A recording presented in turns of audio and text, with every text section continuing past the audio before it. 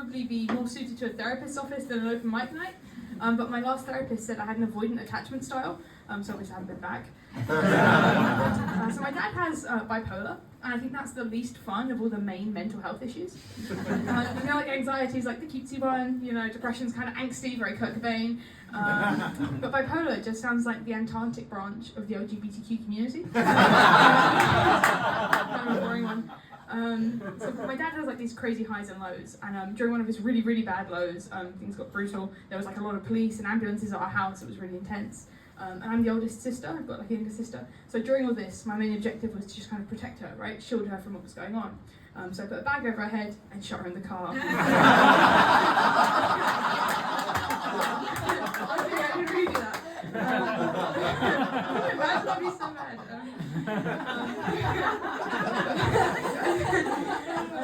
It was quite, awkward visiting him in hospital, mostly because people thought I was the patient. He was in hospital for like a good couple of months, and it was kind of tough seeing him, right? It was kind of a hard thing. To try and like cheer my family up, I'd sometimes visit him and do like little accents. Like, hello, my lover. Trying to kill yourself, have we? That's not very clever, is it? Like Australian. Sorry. Good on, mate. You doing all right? Well, clearly fucking not. You fucking tried to slit your wrist, mate. You're probably not doing all right, are you? It's all right. We'll just throw a few shrimps on the barbie, and you'll be okay. Or my personal favourite, Gollum. Precious. Nobody likes you. So no wonder they thought I was the patient, really. I did find out recently that bipolar can be hereditary, but don't worry guys, the doctor said the results are positive. Not bad I dodged that, but I'm just kidding. I don't actually have bipolar. I do have anxiety though, but I take medication for it. It's called excessive drinking. I'm kidding, I actually do take real medication. I'm on sertraline. For anyone that's not depressed in the room, that's an antidepressant. And I actually pay for my prescriptions, which means you can put a price on happiness.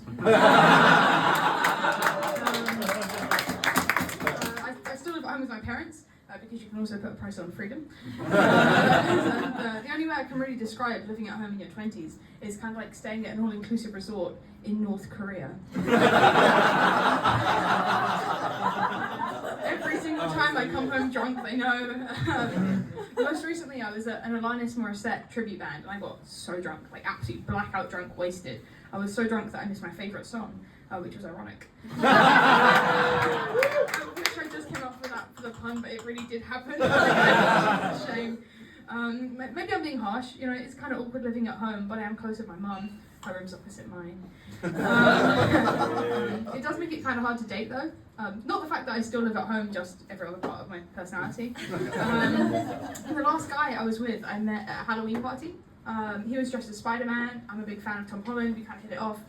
So we met up again. He was still dressed as Spider-Man. This is not a Halloween costume. It was just his thing. I haven't been on a date since. I wouldn't use the word undesirable. But my grandma would. That's what she says last time she saw me. I'm just kidding, she didn't say that. The dementia's gotten so bad. She doesn't even know who I am anymore. I'm kidding. She doesn't have dementia, she's dead. She's not actually dead, she's alive, but she's a bitch. So it's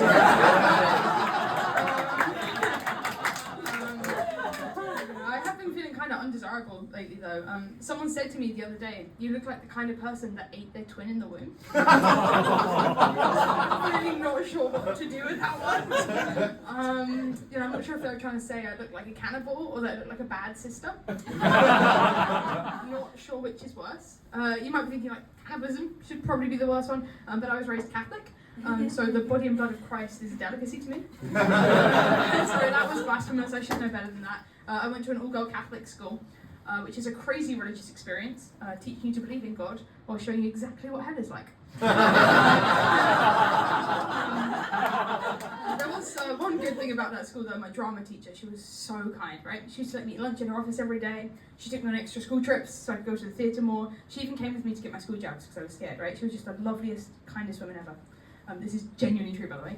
A few years ago, she got fired for sleeping with a student. Yeah. Not me, though. Undesirable, even to a paedophile.